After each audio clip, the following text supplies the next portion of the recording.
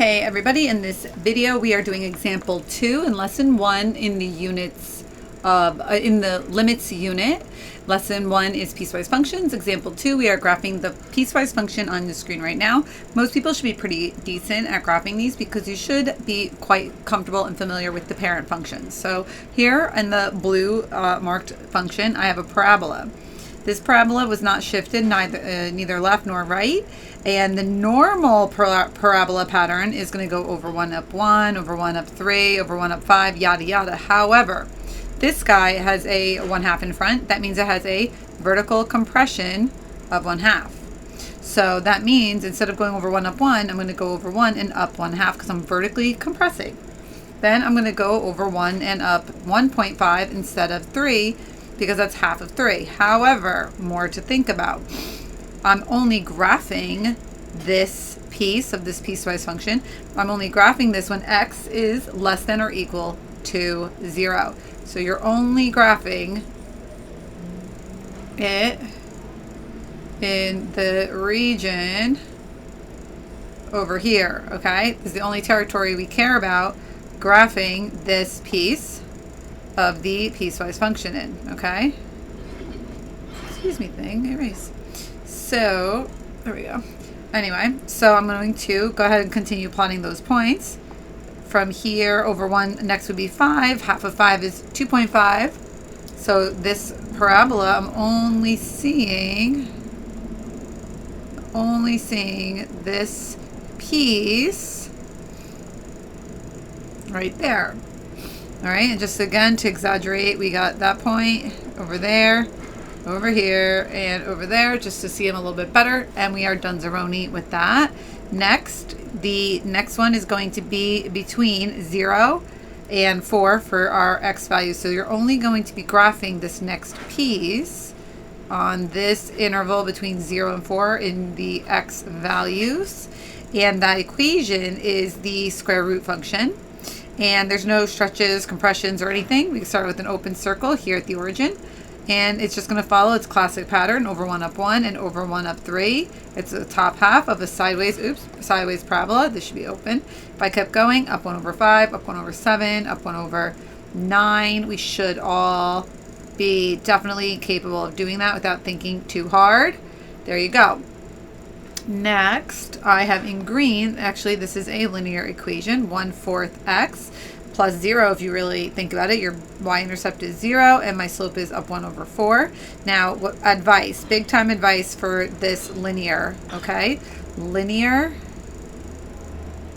in a piecewise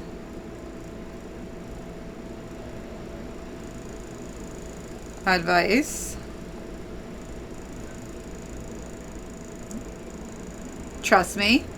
So the linear piecewise advice basically is to evaluate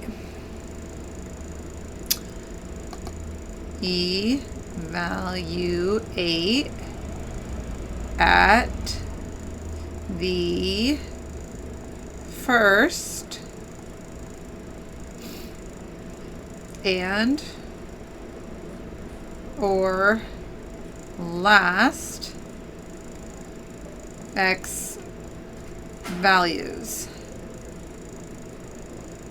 You might be like, what are you talking about? I will get into it more in an upcoming example, but in this case I'm going from 4 until infinity. Obviously I can't evaluate at infinity, right?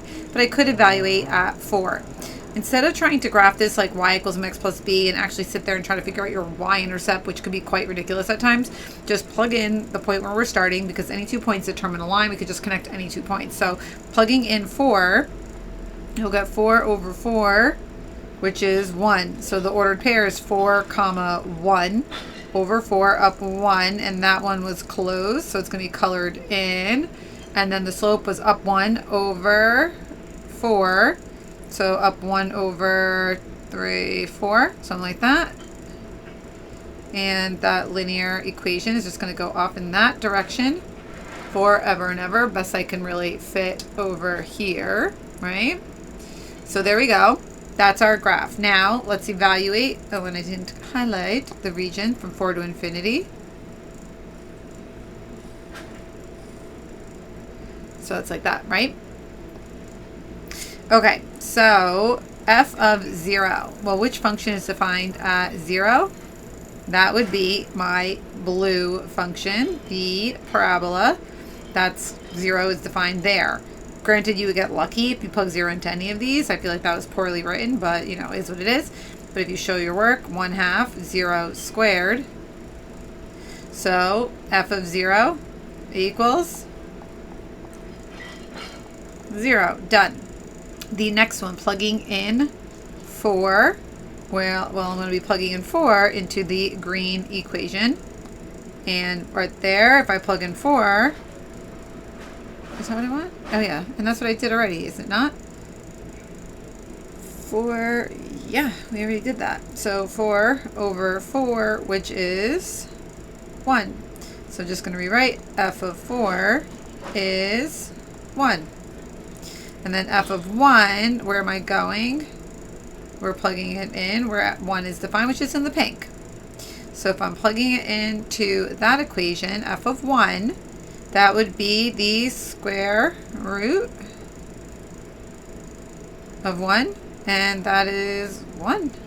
So f of 1 equals 1. All right, there we go. So just to mark up the spots we just found f of 1, we found f of 4, we found f of 0. Those are the little spots we just found. Now for the domain and range. So domain is asking us about our x values. So my x values are really everything. So I'm going from negative infinity until positive infinity, also known as all real numbers, same idea. And my range goes from 0 until infinity. From bottom to top, I'm describing it from 0 to infinity. So that's the end of graphing this set of piecewise functions. I hope you found it helpful. I hope you feel a little bit smarter. Oh no, it should be smaller. Hope you're feeling a little bit smarter, happier.